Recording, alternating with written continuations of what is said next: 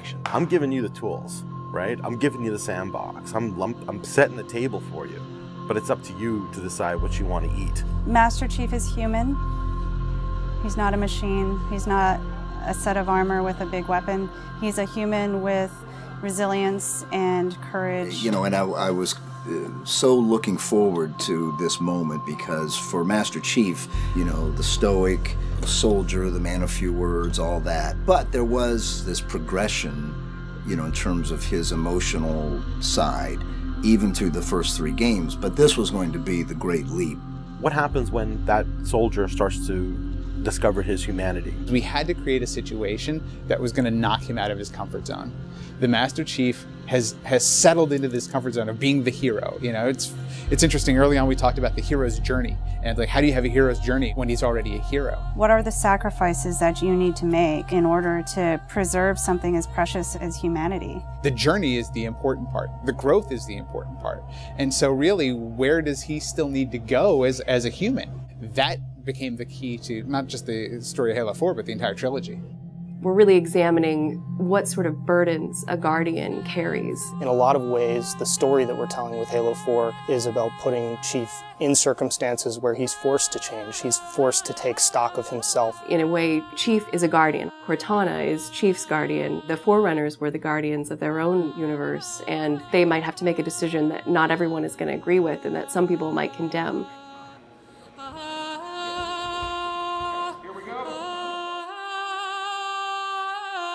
It's almost like you're a little kid and you're just playing make-believe again.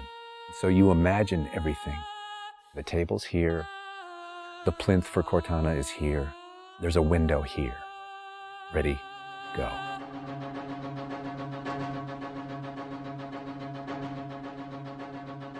How can we immerse the player even more in this world that we've built around them? I'm not doing this for mankind. How can we have Chief have to deal with his own humanity? Everything had to be predicated by what the character needs were and what direction the characters needed to go in. The art direction specifically for Halo 4 isn't about creating an emotional tone for Halo 4, it's about creating an emotional tone for every single moment and experience that the player needs to understand. Similar to what movie said is that, you know, we build what we need to see. We can't look too far this way, it starts to fall apart. But back in here, things are looking good. Film is like, I'm going to create something and it's going to be awesome and I'm going to polish it and I'm going to own it, but I'm going to share it with you, which is very different than game storytelling, which is I'm going to give you all the tools, I'm going to give you all the possibilities, and it's up to you to discover it. Answering questions and answering the directions that the narrative had already taken defined the path forward for us as we started to tell the story. We're always telling these huge, big stories. We've got Infinity, it's the biggest ship that has ever been launched. We've got Requiem, which is like the biggest Forerunner artifact we've ever found. But in the middle of all of that, we've got this very small personal story between Master Chief and Cortana. You tell a story with every detail that you put into a game. Immersion is really what allows somebody to believe your universe and also to become emotionally caught up in your universe. Ready to get back to work? I thought you'd never ask. How do we make sure the sights and the sounds and the things that they're feeling as a player inhabiting that suit really comes through more clearly? And you know, technology has allowed us to do that with much higher fidelity than back in the CE days. Okay, so those are definitely bigger ones. Yeah, those start to get... Just because we've got more people. Let's roll video. Yeah. So this will be just video and audio only, no face, no mocap. In that case, you won't mind if we return the favor. As we design these things, we put together the best plan. Until it actually touches an actor, it lacks humanity. Having the ability to work with the actors on stage, capturing their face, body, and voice at the same time, really gives us an opportunity to create an immersive experience for the actors. Working at Giant, we can have at least 8 actors in the same volume at the same time. So the objects that they're acting around and the people that they're acting with, against, through, and toward are there in the scene with them, and it makes a huge difference. We sent out a breakdown for the characters and how we wanted them to feel. We ended up getting, 80 or 90 submissions back through our casting team. Casting for the Master Chief is tough. You need a performer that has a really raw physicality to him, and yet he has to, within the confines of this suit, be able to relate and relay emotion. I like to express myself. I freely do it. I wholly do it. I enjoy it. And so pulling back on all of those instincts is what's required to play him. Imagine that translating to a 3D model with huge armor and making sure the personality of Chief's movement comes through that armor was really critical. And that really came down to Bruce's acting, his physical stature, and really his physicality as he went through all of the performance. You'll never see his face or hear his voice, but all of the other actors that are playing off of him have received so much from him in their performances, and I think that they would all agree with that.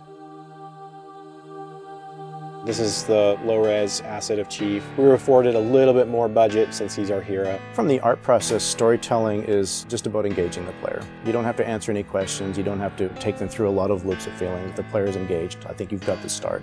So Master Chief's a difficult one because he's a dude in a helmet. There's such particularly in science fiction, such a fantastic history of people being completely realized as people without having their face as a tool. For us, it's making him feel like a real person. We have a nude male sculpt, and then from there we sculpt it on physically a tech suit. And on top of this guy is when we spend time just doing all the details and trying to add some of that functionality, even little bits here and there like Braille, and this just reads 117. I think it's connected to having even more modern visual flow when it comes to his lines, his design, the way you follow the outline of Master Chief. Trying to put it into an area where it feels realistic, that it feels kind of tankish. What do you think of a tank? You think square, you think metal, there's some wear and tear on the edges. So those things we want to grab, put them on the Chief so it communicates that. The fingers are missing here on these. They have armor caps that come on, but he doesn't have armor caps on his trigger finger or thumb finger so that he could have more tactile sense when he's shooting and loading his weaponry. The last thing we just changed was his visor. His visor picks up the elements based on the room that he's in.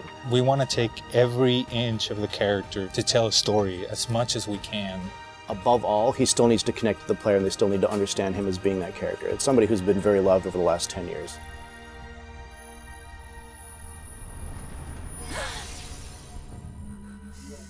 The irony here, right, is that we have a character who's not human at all in Cortana. I was put into service 8 years ago.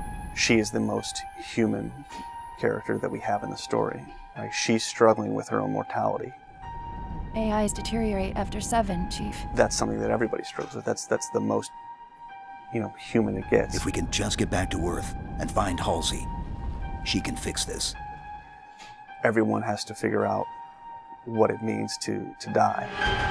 She's strong, she's convicted. She herself is going through a really difficult time in understanding the things that are happening to her. We were looking for somebody who really could bring just fire and stuff that's required for some of those sequences. We needed to make sure we found someone that had some innocence to her, but also could be very strong at the same time. If you imagine that you could have 20 emotions at one time, she has that. I will not allow you to leave this planet! She's really the heart of the game and the heart of Master Chief and explains what's going on and why it's a problem. I didn't mean to.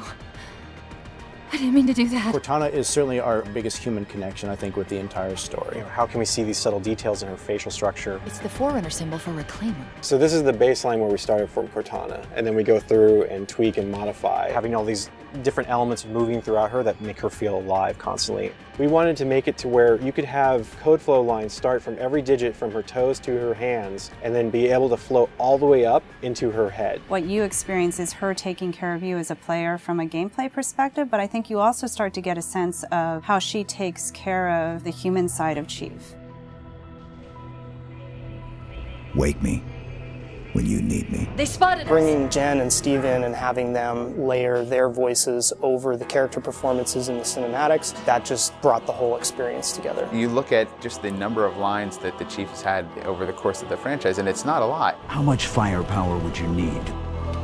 And yet people will immediately call you out on the Master Chief's voice being something very distinctive and important to them. The funny thing is that they've had this off-screen chemistry because they didn't actually meet until last year. Not only is this the first time they've ever sat together on a panel, this is the first time they've ever been in the same room or even met. So seeing them meet and seeing them have that chemistry in real life and seeing how they acted together in scenes just felt like we just missed this opportunity for all these years to actually get them together and get something even more memorable and more exciting out of them. In the beginning, they were great choices for those characters. You know, Steve has this very stoic personality that comes through in his few words. The same way Jen's voice is confident and it's strong, but it can also be playful. You do know you don't have to wait until the last minute just to impress me, right? In many ways, Halo 4 is the first act. We want a player to be able to ask themselves what it is to be a hero. Is the sacrifice worth it? I often think of him as like Atlas, you know, like he's got the weight of the world on his shoulders all the time. Chief and Cortana are the same person, but she has always been the reflection of his humanity. People don't play Halo to watch a soap opera, and yet you don't want to just be kind of pulp. To me, it's a natural progression of this story, and it takes this relationship to the place it should go to.